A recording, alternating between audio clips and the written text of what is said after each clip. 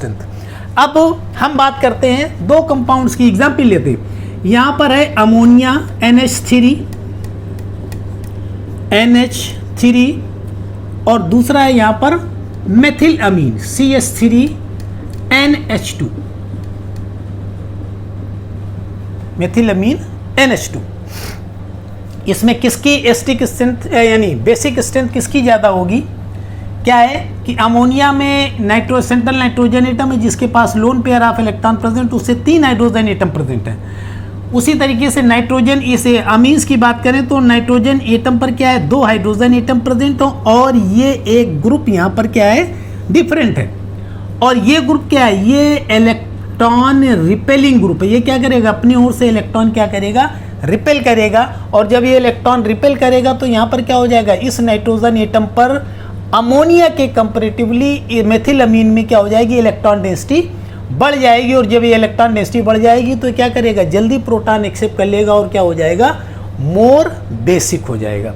ठीक, इसी तरीके से डिफरेंट हम इलेक्ट्रॉन रिपेलिंग ग्रुप लगा करके हम अमीन्स की बेसिक स्ट्रेंथ निकाल सकते हैं। दूसरी बात, एक एलिफेटिक अमीन है C2H5NH2, दिस इज इथाइल अमीन, और इसके साथ हम यहाँ पर इसकी बात कंपैरिजन करते हैं एनिलीन से। यानी एक एलिफेटिक अमीन है और दूसरी क्या है, एरोमेटिक अमीन है। एक एलिफेटिक अमीन है, एक एरोमेटिक अमीन है। कौन ज़्यादा बेसिक होगा, तो कुछ समझना। ये 2 हाइड्रोजन एटम यहाँ पर अटैच्ड हैं और 2 हाइड्रोजन एटम इस नाइट्रोजन एटम पर एनिलीन पर भी अटैच्ड हैं। डिफरेंस क्या है, तीसरा बॉन्ड जो है ये वो यहाँ पर C2H5 है और तीसरा बॉन्ड यहाँ पर क्या है, फिनाइल ग्रुप है। अगर तुम देखो तो एथिल ग्रुप जो है वो इलेक्ट्रॉन रिपेलिंग है। ये क्या करता है, अपनी ओर से इलेक्ट्रॉन को क्या करेगा, रिपेल करेगा। और जब रिपेल करेगा तो क्या हो जाएगा, ये यानी नाइट्रोजन एटम के ऊपर क्या करेगा, इलेक्ट्रॉन डेंसिटी इंक्रीज करेगा। और जब ये इंक्रीज करेगा तो ये अमीन जो होगी जल्दी प्रोटॉन एक्सेप्ट कर लेगी और मोर बेसिक हो जाएगी। अगर इसकी बात करें फिनाइल ग्रुप की, तो तुम्हें फिनाइल ग्रुप में देखो, तुमने देखा होगा कि ये इलेक्ट्रॉन अट्रैक्टिंग ग्रुप है। तो ये इलेक्ट्रॉन अट्रैक्टिंग है तो क्या करेगा, ये इलेक्ट्रॉन को अपनी ओर खींचेगा, जिससे कि क्या हो जाएगी, यहाँ पर इलेक्ट्रॉन डेंसिटी क्या हो जाएगी, डिक्रीज कर जाएगी। और जब ये इलेक्ट्रॉन डेंसिटी यहाँ पर डिक्रीज कर जाएगी तो इसके साथ साथ ये क्या करेगा, लेट प्रोटॉन एक्सेप्ट करेगा और लेस बेसिक हो जाएगा। ये तो बात हुई इंडक्टिव इफेक्ट की।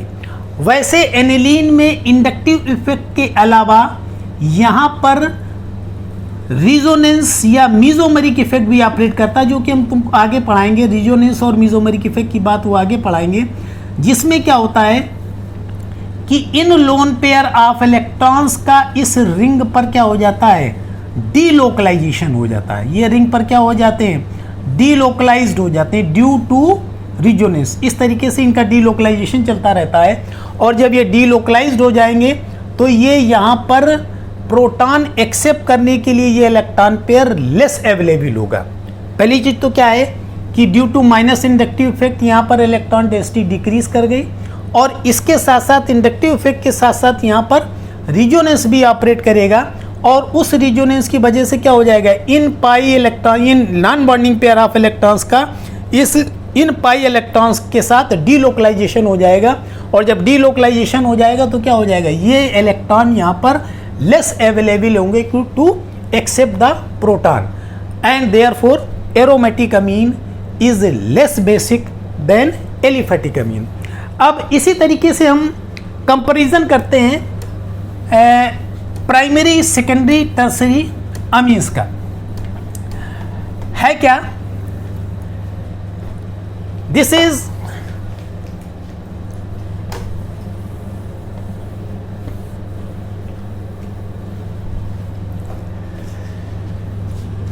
CH3NH2, this is called primary amine. CH3NH, this is called secondary amine. This is primary amine या 1 degree amine. This is 2 degree amine. और this is CH3 CH3 CH3N, this is 3 degree amine, tertiary amine. इनका यानी decreasing order of basic strength क्या होगा, तो कुछ समझना। यानी प्राइमरी एमीन में क्या है, यहां पर एक इलेक्ट्रॉन रिपेलिंग ग्रुप प्रेजेंट है, ये इस जगह पर इस नाइट्रोजन एटम के ऊपर इलेक्ट्रॉन डेंसिटी को बढ़ाएगा। आप अगर सेकेंडरी एमीन की बात करते हैं तो सेकेंडरी एमीन पर देखो 2 इलेक्ट्रॉन रिपेलिंग ग्रुप प्रेजेंट है, ये क्या करेगा, इसके कंपैरेटिवली इलेक्ट्रॉन डेंसिटी को और बढ़ाएगा। अगर टर्सरी एमीन की बात करते हैं तो इसमें देखो 3 तुम्हारे एल्किल ग्रुप या मेथिल ग्रुप प्रेजेंट है, ये 3 जब ग्रुप प्रेजेंट है तो ये 3 इलेक्ट्रॉन रिपेलिंग है, तो ये क्या करेगा, इलेक्ट्रॉन डेंसिटी को और ज़्यादा बढ़ाएगा। तो सबसे ज़्यादा इलेक्ट्रॉन डेंसिटी किस पे होगी, टर्सरी एमीन पर, फिर होगी सेकेंडरी एमीन पर, फिर होगी प्राइमरी एमीन पर। तो यानी उस हिसाब से तो क्या होना चाहिए, टर्सरी एमीन सबसे ज़्यादा होनी चाहिए बेसिक, देन सेकेंडरी अमीन और देन प्राइमरी अमीन, ये ऑर्डर होना चाहिए यहाँ पर इस जगह पर। लेकिन होता क्या है कि इंडक्टिव इफेक्ट के साथ साथ इस टर्सरी अमीन पर एक स्टेरिक हिंड्रेंस भी वर्क करने लगता है। स्टेरिक हिंड्रेंस क्या होता है कि ये 3 तुम्हारे मेथिल ग्रुप यहाँ पर अटैच्ड हैं, दिस इज CH3 और दिस इज CH3। होता क्या है, इनका साइज इतना बड़ा हो जाता है, बल्कि यानी ग्रुप हो जाते हैं ये इस तरीके से कि इस non bonding pair of electron पर प्रोटॉन अप्रोच ही नहीं कर पाता, मुश्किल अप्रोच कर पाता। यानी तीनों ग्रुप ये क्या करें, इस तरीके से नाइट्रोजन एटम को घेरे हुए हैं या non bonding pair of electron को इसको घेरे हुए हैं, तो जिसकी वजह से ये प्रोटॉन इसको एक्सेप्ट, यानी ये नाइट्रोजन एटम इस प्रोटॉन को एक्सेप्ट नहीं कर पाता। जब थोड़ी बहुत जगह मिलती है तो क्या जाके प्रोटॉन यहाँ पर जुड़ता है और क्या हो जाता है, बेसिक हो जाता। तो ये तो बात सही है कि due two plus inductive effect इस पर इलेक्ट्रॉन डेंसिटी सबसे ज़्यादा है, लेकिन ड्यू टू स्टेरिक हिंड्रेंस ये प्रोटॉन एक्सेप्ट करने के लिए क्या है, कम तुम्हारा यहाँ पर अवेलेबल है, जिस वजह से क्या हो जाएगा, इसमें स्टेरिक हिंड्रेंस ऑपरेट करेगा, जिसकी वजह से ये लेट प्रोटॉन एक्सेप्ट करेगा और लेस बेसिक हो जाएगा। तो ऑर्डर आपका हो जाता है सेकेंडरी अमीन, यानी जिसमें सबसे ज़्यादा इंडक्टिव इफेक्ट है, कोई स्टेरिक हिंड्रेंस नहीं है, ये सबसे ज़्यादा हमारा बेसिक हो जाएगा, फिर प्राइमरी अमीन हो जाएगी और फिर इसके बाद टर्सरी अमीन हो जाएगी। तो ये एक तुमको बताया कि कैसे बेसिक स्ट्रेंथ का डिटर्मिनेशन किया जाता है। दूसरी चीज़ एसिडिक स्ट्रेंथ भी हमने तुमको बताई थी। आज 2 सवाल 2 क्वेश्चंस हम देते हैं, उन क्वेश्चंस को सॉल्व करिए आप लोग। सबसे पहले क्या है बताइए, order of acidic strength, order of acidic strength in the following compounds. सबसे पहले nitroacetic acid, then fluoroacetic acid,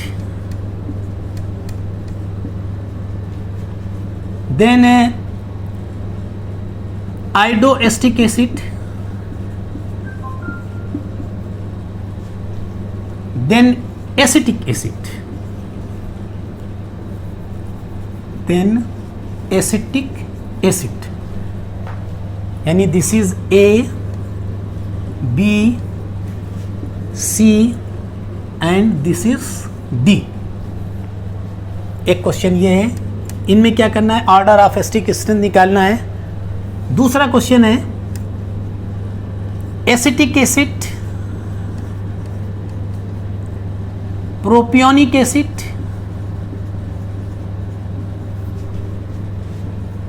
isopropyl group इसमें जुड़ा हुआ है CH